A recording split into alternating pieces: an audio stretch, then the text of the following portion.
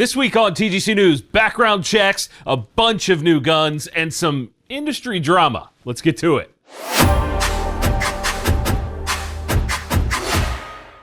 Welcome back to another episode of the Gun Collective News. I'm John Patton, and I want you guys to give this very well-known gun a new name down in the comments. Also, shout out to Brandon for finally getting this thing completed 8 years later. If you want to see the very early version of the gun, there's a link in the description to a video I did with him back in 2016. It's come a long way since then. Congrats again, man. Let's kick this week off with some background check numbers. We are 1/3 of the way through the year, with reported numbers at least, and April just came in at 2.37 million checks. This is the lowest since 2019, which has been sort of a trend so far this year. To recap, January was 2.2 mil, February was 2.4, March was 2.6 mil, and April was 2.3. That brings the total for the year so far just under 9.7 million. On the back of 4 record-setting years of gun sales, this is a normalization for the industry, and while that is a good thing, it could shake things up throughout the year. Time will tell for sure. Also, in industry news, Colt has won a $26.6 million contract from the U.S. Army to build M4A1 rifles that will be heading to Israel. I find it fascinating that even after going bankrupt, the U.S. government is back to giving Colt money again. There are lots of other choices when it comes to good AR-15s, but it seems like, I don't know, someone at Colt is giving the right amount of kickbacks to the right people at the Pentagon to keep that gravy train rolling. That is entirely speculation, of course. You know what's not speculation, though? How's about the good stuff from this week's sponsor, Wooks? The new Gladiator from Wooks is the way to take your Mossberg shotgun from this to this. The stock and forend are both made from American walnut and feature nice texturing all around to get that extra grip. The forend also has M-lock slots, while the rear end can be had in either a full stock or a bird's head style grip. And it's now available for the Remington 870 platform. To go from yawn to whoa, head over to wooksstore.com and use TGC10 at checkout. JK Armament is in the news this week with a new suppressor. It's called the JK155 GOAT HF, and HF stands for high flow. Much like the rest of their cans, this is another modular unit. The mount and mount housing, aka the back of the can, are made from titanium. The blast baffle is stainless, and then the rest of the baffles are titanium again. That stainless blast baffle enables them to rate this for full auto fire. The high flow comes mainly from the ported blast baffle and end cap design. They say that this thing is great for short barrel guns or anything that is gassy.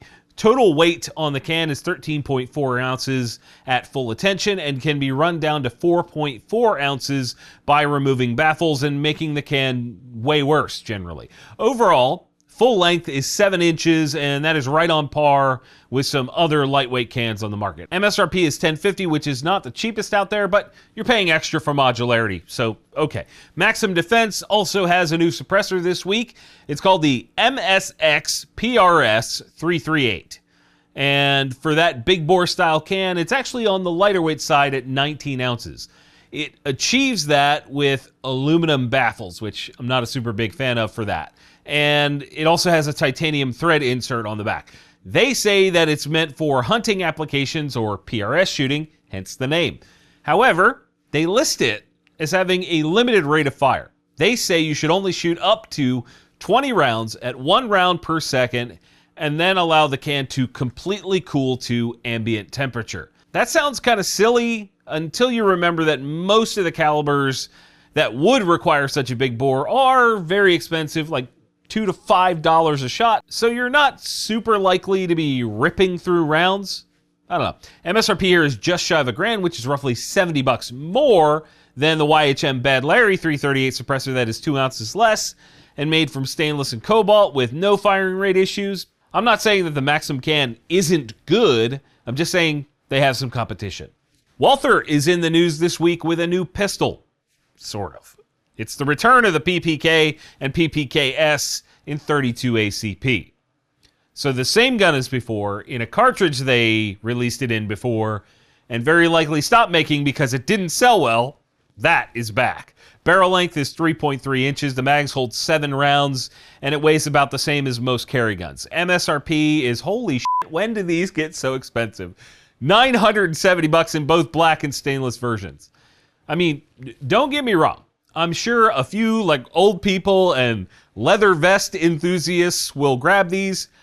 I just don't get it, as they say. I don't get it. Next up this week is a new lever action from a company called Heritage Manufacturing. It's called the Range Side, and there are 3 versions. The black, which has a black chrome finish and Turkish walnut. Then there is the nickel version, which is clearly a nickel version with darker walnut furniture. And then we have the case-hardened version, which has fancier walnut and the case-hardened finish. Yeah, as you can see. All of these have 20-inch barrels chambered for 410 shotgun shells, both 2.5 and 3-inch. And they also hold 4 rounds in the tube and 1 in the chamber. It's kind of weird because this is in their rifle section. They call this a rifle, but there is no talk anywhere of whether or not this has rifling or is a smoothbore. I'm going to assume that because they don't mention 45 Colt or whatever, any other actual like metallic cartridges, I'm going to assume that this is actually a shotgun. MSRP is $919 for the black, $1032 for the nickel, and $1147 for the case-hardened version. CVA, a company primarily known for their black powder guns, has released another centerfire gun. This is a new version of their Cascade line called the SR80.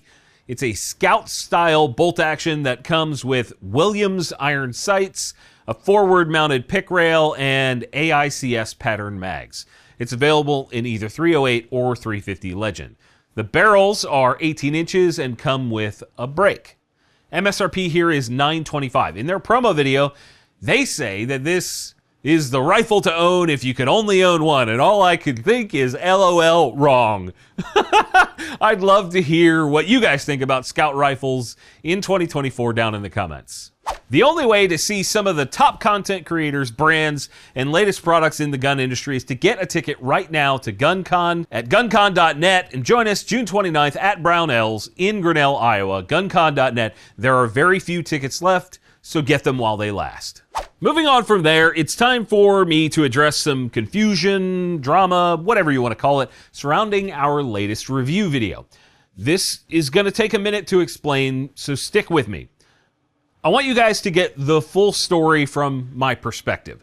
The topic of the video that was released is the Desert Tech Quattro magazine and AR lower.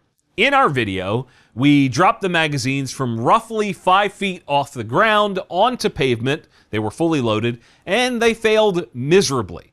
In that video, I mentioned that I tried calling Desert Tech, like picking up the phone, to find out what was up, and I got no response. It's my policy these days to get on the phone as soon as we have issues like this and try to get them resolved as soon as I can. However, I do not let manufacturers see videos before they go out. I wasn't sure if we got a bad batch of magazines or if they were pre-production magazines or whatever might be the issue. At the time, that's what I thought. But I never got a call back, so I moved forward with releasing the video. As it turns out, those mags were in fact pre-production, and this weak polymer that was in those mags was a known issue. As it also turns out, they told me this in an email back in September, and I totally forgot about it when we went to film it on the range in March. To understand why there's that huge gap of time in testing, I'll explain that. I was originally asked to do the review in March of 2023, last year. We did not get the product in hand until September of last year. By that time, a whole bunch of other products got in line before DT, and the mags got pushed way back in the order of events. I was told in September that I would get the actual production mags when they were ready, so I wasn't in a super big hurry to get that video done until those showed up, and they never did. I still don't have them. Today, I don't have them. The real drama started when the video actually got released. Someone from the Desert Tech YouTube account aggressively came at me about the mags being a pre-production unit. Oh, you ignored it, blah, blah, blah, blah, blah. This is the first time I went, oh shit, maybe I screwed up. And I went digging back through my emails from 8 months prior. Turns out he was right about that. I had been talking to multiple people and I lost it. However, as we never got the actual mags in the 7 months between September and March waiting to film, I got pretty damn annoyed at this, and I'll tell you why. It is not my job to make sure that companies send me the correct product for testing. That's not my job. I test what I have. This is an industry-wide issue, though. This is not just Desertec. I cannot tell you how many times marketing departments completely shit the bed. For instance, you'll see this in an upcoming video. EAA sent me a gun, and when I took it to the range, it had a bunch of issues. Turns out they knew this particular gun, this model, had problems. They knew I had one because they freaking sent it to me, and they didn't bother calling to get the gun fixed ahead of time. Now, with Desertec, this lack of follow-through and habitual ball dropping bit them in the ass when this video went out.